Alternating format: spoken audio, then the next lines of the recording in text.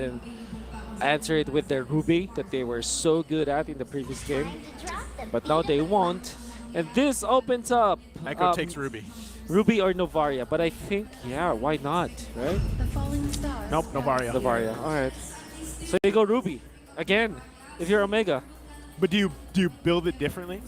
You go Arlott, maybe Ruby. Yeah, you probably. Do you actually put Ruby maybe in the roam this time? Yeah. And that is the strength of the Ruby. That's why it's one of the priority picks. And that's also put it true in with the gold Arlott. lane? Apparently, if you Yeah, go to the gold exactly, lane. exactly. Is Ruby the new who was this last season? Was it Arlott? Arlott. Yeah. Or You can Gwyn. put anywhere. Or Gwyn, yeah. You can put anywhere, yeah. Guinevere. And Arlott. Yeah. I think you go. Oh, Speaking of speaking of- Arlott. we're right with the Ruby, with the Arlott, and then we're also right with the Carrion. There's finally. Finally! Oh Finally. my goodness.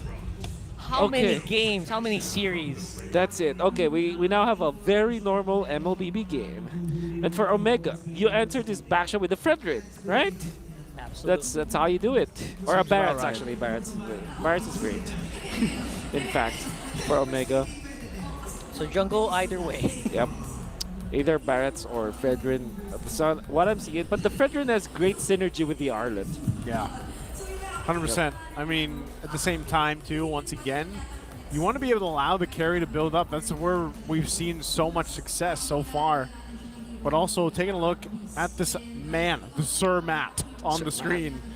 This is stats versus RSG, right? He used the high-lows, which was interesting, right? Then he had the Martis as well. Picks up the Martis Okay. for Matt here. So, Matt special for sure. yeah, Yeah. Matt special utility. This is very risky because now Omega they're showing up their strat. You need white hair to fit into Omega's lineup. Yes. Yes. It need to be a Targaryen. apparently. Do they look like it? They look like a Targaryen. Oh yeah, they do. Yeah. Carrie's more like a Velaryon, you know? All you need is a dragon. All they use a dragon. Yeah. So Yuzhong maybe. I was going to say, technically, It's so funny. Yeah. yeah, go with the Yuzhong, right? It'd be so funny if that happened. Yeah. Okay, so I'm thinking for Omega, they probably ban out X4 gear, as those are the two heroes that can really be a problem for their composition.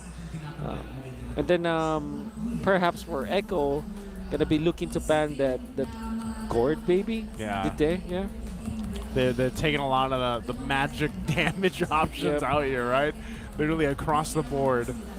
Well, And yeah, that might force them to maybe get a Nana or something. In Yeah. there. And maybe a Gourd. Yeah. Yeah. Or any the Faramis. Oh, the Faramis was first ban. Never mind. I'm waiting for Angela. To be honest, I think Ryo played it well. It's just that it was the other choice. It was okay. Tigreal is gonna be the ban instead. And I think that might not be the best case because I mean, this is still JP. You can still play a lot of good heroes. Like the availability of something like a Grok is still there, which is not really the best hero. I mean, Arlott as well as Martis kind of hates that. So yeah. We'll see again. I'm wondering it too, Echo, if they decide to take another magic damage hero out of here. I would be surprised if it is the Gourd, but probably, like we said, it is picked up here, but it's Minotaur. So I'm wondering if this leaves open. Does Smart Omega actually decide to go that route? Or, like you mentioned earlier, Wolf, like, Angela was played pretty well. You know, it provided a lot of value to the lineup that they had. Even the same lineup here, given the first 3 picks they have, it could still work out. Gourd, Nana is also good. Or maybe Valentina. It's okay against Claude in a way that, well, you still have to look for an ultimate to copy. So with the 3 ultimates that are available, it might not be bad. Ruby is still open for Lewis as well as, you know, marked. They could leave it for later, maybe for 5th pick if they want to go Valentina. That's right. Okay, what do they pick up here? Maybe what's that sound? Oh, That's a Ruby. Ruby. Okay. That's No hesitation whatsoever. Whoa, that's a Wow. very... Okay. Well, I did not know that's what Ruby sounded like. yeah. I heard it earlier, but I thought it was different. Anyway, yeah. Okay. Came a little loud. All right. I removed my headset earlier. Do you go Diggy if you're Echo? That would be great, right? And then a very tanky EXP laner, someone like X-Borg actually, or maybe even Terizla, or Thams even. A hero. Actually, Blacklist likes to play Thams against these heroes. Okay, never Yuzhong. mind. It's a Yuzhong. Angela Claude. So there's What a classic. What a classic, and there's still a dragon. You know, There's it's still a just picked dragon. up on the other side. So Yep. another signature pick, though. You know, for the most part, for Sanford here. Yep. What's the answer from Smart Omega? Whew. I won't be surprised if this is somewhere along the lines of a Gusion or a Julian, perhaps. Let's go. You need burst. Wait, what? That's not what I'm expecting. Yeah, because I mean, like, okay, so the easier options will be Aurora, perhaps, is there. Yeah. Easy to Nana. use. Nana is like probably the choice here for Omega. But there, I mean, I want to pitch. I want to pitch Gusion or Julian because Something it with is mobility? something with a knockup or from Julian as well as burst. But okay, easy route. Yeah, but she still has burst. Yeah, for sure. Nana's like the no, you don't need to think about it solution. Yeah. I mean, like, why complicate things? This is MPL. Let's win games. You That's know. why I was not expecting the Gushin Julian Yes. thrown out. But, you know, I feel like either way, though, the Nana's going to struggle here. Even the carry to an extent, because if you just look at the lineup from Echo, they can come from many different angles. That's right. And, you know, even when you're a Nana, like, yes, you have the passive, right? But if you drop your ult, then what are you doing? Like, you're just kind of on the run. Yeah. You know, with this, especially the lineup across from you, having a Claude to deal with and everything, with a Heart Guard. Like, it's a classic combo. That's right. So that is going to be tough here, I think, to pull off for Smart Omega, but we'll see if they can execute with the lineup that they have here. A lot of CC available to them, but they have to be able to pull it off against a very mobile lineup. So we jump in here to the Land of Dawn again for game number 2. Match point right now for Echo. Game 1 was very close if you missed it. So can Smart Omega extend the series to the 3 games? The first one it would be of today, as we are in the last series to round out week 1. I mean, Omega did show earlier that they are very much willing to take many of these fights, even if some of those fights don't always look like they are the ones who are going to come out on top. Yeah. You have to admit that. You have to admire that for Yes. Omega. And I think that's some of the DNA that came over from the previous iteration of Omega. You know, it's like they're never say die attitude. And I love that it's still kind of there in the DNA. But it's always a question of whether or not it's the right thing to do in that certain situation, though. Yeah, So- it's definitely, what do you call that? There's always those mission statements here. Yeah, the the mission vision. mission The vision. mission vision is to always go for the fight. That's the mission vision of Smart Omega, right? They It pass seems it to be. down. And the thing is, though, they're still essentially the way that they play it is kind of scrappy, but it's a little more refined right now, at least with this lineup. That familiarity they have with each other. Outplayed, though. Yeah, they're seeing they can capitalize on that familiarity here, but obviously the BMI battle mirror image still present here for Outplayed, and they just want to make sure that Echo is reminded of what they're capable of. That they've got that kill potential. If you blink, you'll miss it. You'll miss it. Speaking of which, will he blink? And I think he will not miss it. Sanford goes down. For first blood here on the bottom side of the map, even with JP close by, no heart guard available. And to be fair, even if that had a heart guard, that might have not worked, or Yeah. that might have not been enough to save him. There's a whole lot of damage right now, though. Matt's going to go ahead and start with the turtle. This could be very easy for them to take as he's working on it. Zyda, though, going to try to go in. Yeah, I love what they're trying to do here, trying to see if they can put Zyda off balance. Oh my goodness, Louise, what a beautiful final slash. Remove the momentum from Zyda, denies the retribution. Again, a great play there. Great just decisiveness from this lineup of Smart Omega right now.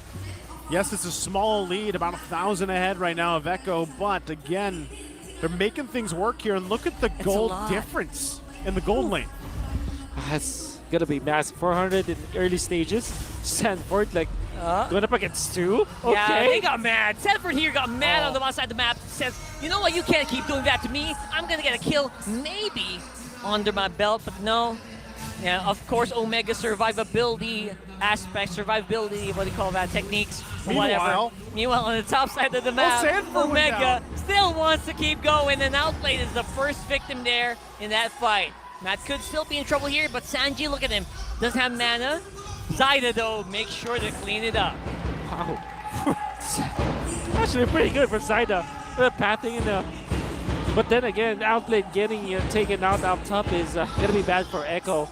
By the way, Brave Smite Claude. Yeah, for sure. Yep, yes sir. Fighter Club.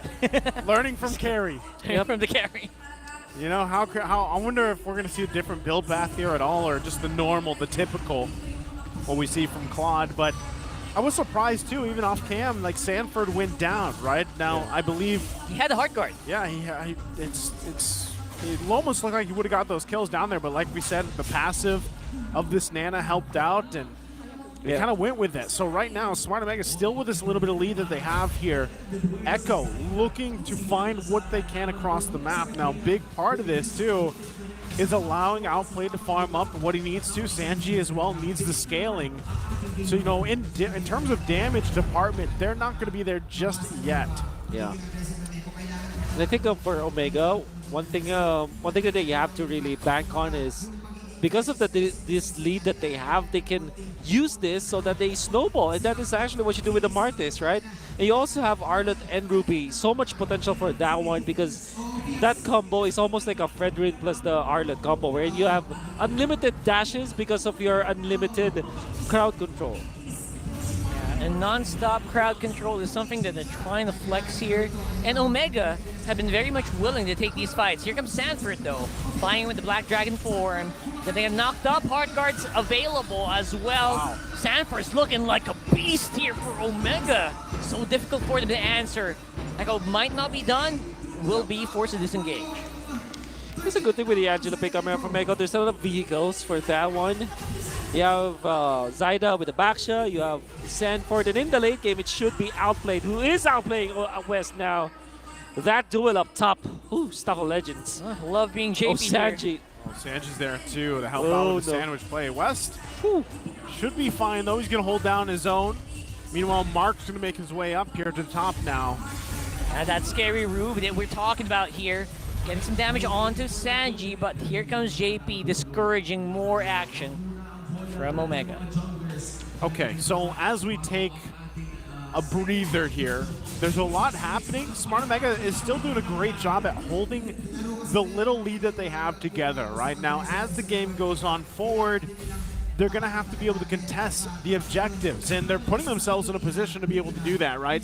The fact, too, that they have West continuously just farming up, as long as he doesn't go down, can continue to build up, the rest of the team will help him kind of scale into that mid to late game here. Meanwhile, Echo's trying to do the same thing with Outplayed, right? We saw some action there, 1 versus 1 in the gold lane, but ultimately nothing able to happen for either of the gold laners just yet. So the main thing for Smart Omega is how do we play around JP having Miss Angela like we saw in the previous game, but this time it was in Smart Omega's hands. So they have to play around that, and that's why they're babysitting West so much here, right? They don't want him to go down. And also, that's the reason for Echo to kind of slow down in this game. Just, you know, look for those objective fights and just fight around those objectives. Don't do something extracurricular for Echo because you don't have the luxury of that since you're playing JP in a support role. So this is technically a double support role.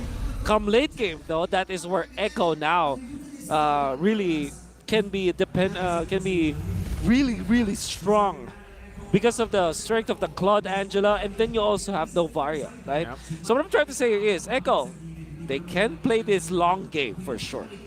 That's what they're going for right now. That was already a conceal being used by Smart Omega, looking to make a play in the bottom side. They're not going to find it, though. Mark has the information he needs. Zaida's going to go ahead and take on this turtle.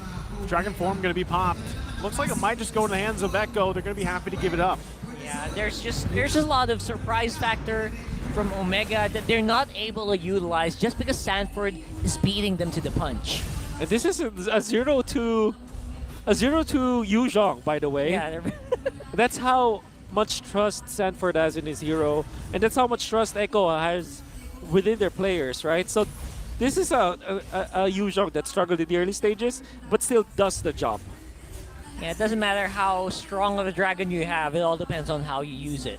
And he's using it to a very, very optimal timing and optimal positions. Oh my goodness, Wes! Wow, He the ate all flicker. of the bullets here coming in from the Claude. And he also used the flicker. But look at this, Zyda's in pretty much the middle of everything. And he has the hard guard, but I don't think he can survive it still. Now it's Outplayed who is taking a huge amount of damage from Omega. Man, the power of those Brave Smites. Yeah. There's 3 over there for Smart Omega. Holding it together. I mean, Sanji's Sanji. trying to get the shots off, but he's not able to connect. Matt Tough is for gonna Echo. find him. Oh! Is it in range? Oh. Not really. Gonna go for over the wall. Love waves, man. With the flask of the Oasis, you saw how Yeah. much that can do. And this Whole lot of is healing. yeah. Yeah, we're back up. That's something that healing is something that Omega now sorely misses, considering that only the Ruby has that lifesteal or that spell vamp. Compared to the last game, which is obviously it's a lot more deceptive. That's right. Now they also have to contest with Echo's hard guard. Gonna be Omega very comfortable in this game. I think this is also their power spike, just like in the previous game. The fact that Matt only died once as the Martis makes them really strong the upcoming Lord fight. And by the way, Matt waited for the Radiant Armor. There's a couple of Radiant Armors for Omega, which means that Echo will not be outputting as much damage in the mid stages. So this is great identification of strike from Echo. But they're not that prepared for Outplayed. Outplayed is actually not that far off of carry anymore. Yeah, he's doing all right. Not only that, too, but we're going to see both teams kind of wait for these battle spells to be up a little bit longer for Sanji to have that Purify, couple bit longer for the Flickers to be available for Smart Omega. So no one going to commit just yet. They are going to get in position, though. Now the main question is, does Outplayed continue to stay top side, put some pressure?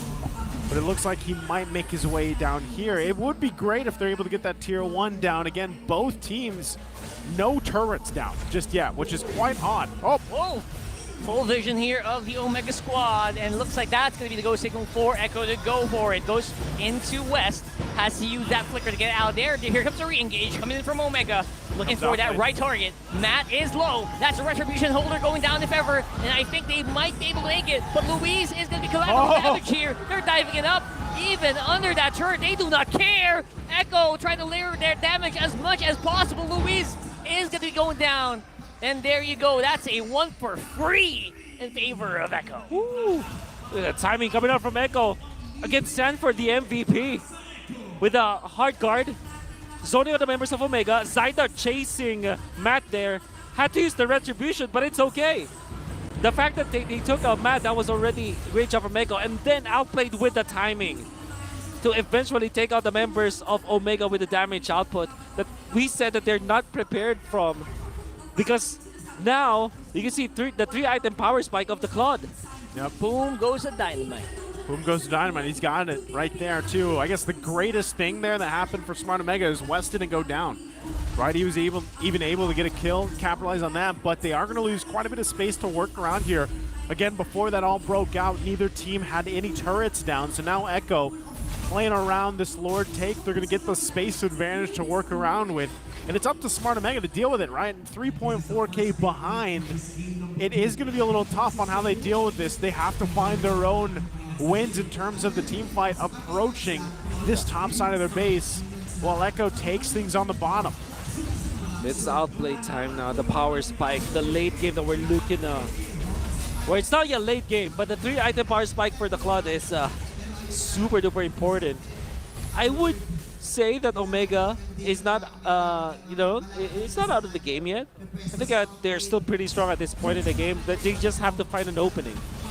Yeah, looking for that opening is proving to be very tricky with a very tight Echo lineup that they're showing right now.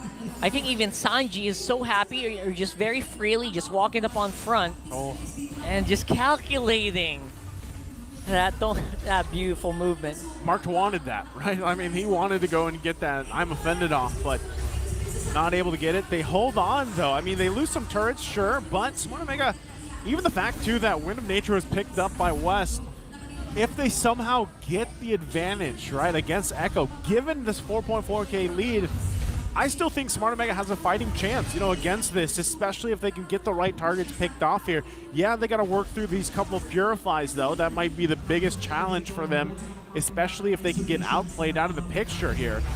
But right now, Echo obviously in control. They're going to go ahead and kind of settle down just a little bit before we're about 40 seconds away from this Lord. That'll be a big test for Smart Omega coming up for them if they actually want to contest that and deal with it. Now, Sanji's cut. His job is cut out for him. He has to whittle them down if he can. But right now, Smart Omega doing a pretty good job so far. Defensive items now coming up for Omega. With the fact that they have completed those items, it's go time now for Omega. Really to fight. But the fact that Sanji is this confident up against some artists, that's quite concerning. Now, Matt, the helmet. They definitely need to go now for Omega. They've picked it up, and now they've heard me.